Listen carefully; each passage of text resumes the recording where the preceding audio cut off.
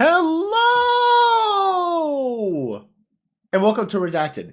Today we're covering SCP-018, Object Class Euclid.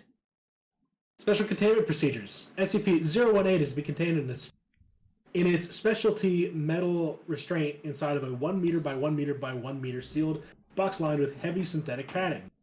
The sealed box is then submerged in the center of a 10 by 10 by 10 polyethylene holding tank.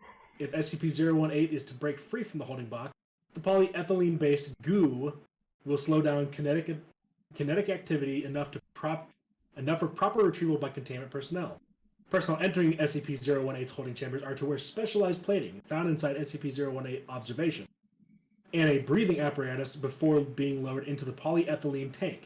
If SCP-018 is loose outside of the polyethylene tank, personnel are advised to secure themselves in a separate room and close doorways or hatches to isolate SCP-018 until containment teams arrive. SCP-018 has the appearance of a super ball made by Wham-O Company in 1969. It is 6 centimeters in diameter and colored red. Found when the Redacted company was hired to clean out a warehouse that had Wham-O merchandise in it. SCP-018 was noted to be able to bounce with extreme height. At first thought to be a pleasant child's toy, SCP-018 was able to bounce over 200% efficiency. That is, if dropped 1 meter, it would bounce 2, then 4, then 8, then 16. The ball soon became a dangerous projectile, reaching speeds estimated at over 100 kilometers an hour, and damaging property and injuring 5 in the city of Redacted.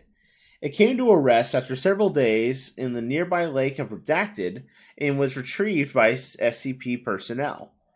Due to the speed of the object and the total surprise by its victims, no cover-up story was required or initiated. Document 01804. Message to 05. Redacted. I hope everything is well. The reason I write to you is because I believe I have found a more effective method of retrieving new and escaped SCP objects. Yes, I realize we haven't had any progress in reverse engineering whatever allows this thing to defy the laws of thermodynamics. But we have come up with a very effective method for integrating one of these new SCP-A5 armor suits with this. Just hear me out. We implement it into the bottom of a boot, rig up a little bit of the mechanical device, and ta-da! The suit is now capable of jumping well over buildings.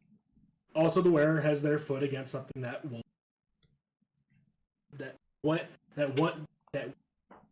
something they want dead. Let's just say it delivers a hell of a kick. All I need is permission to modify one of the pre-existing SCP-A5 suits, and you'll be able to actually capture Redacted. Plus any other escaped SCP objects. Trust me, when have I ever let you down in the past? Dr. Redacted, famous last words.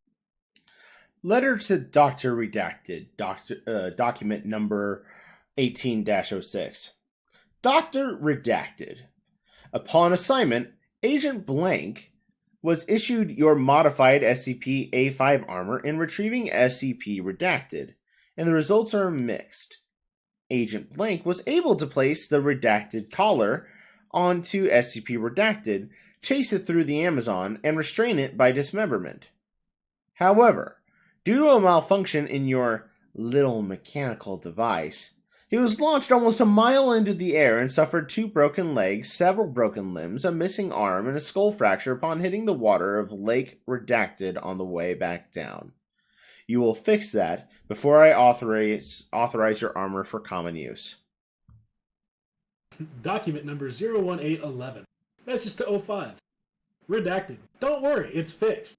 But I have some more ideas. If I can be granted the use of some water from SCP-006, SCP Redacted, and possibly SCP Redacted, I can deliver you a set of SCP-A5 armor and an agent that can capture any, if not all, rogue or unattained SCPs.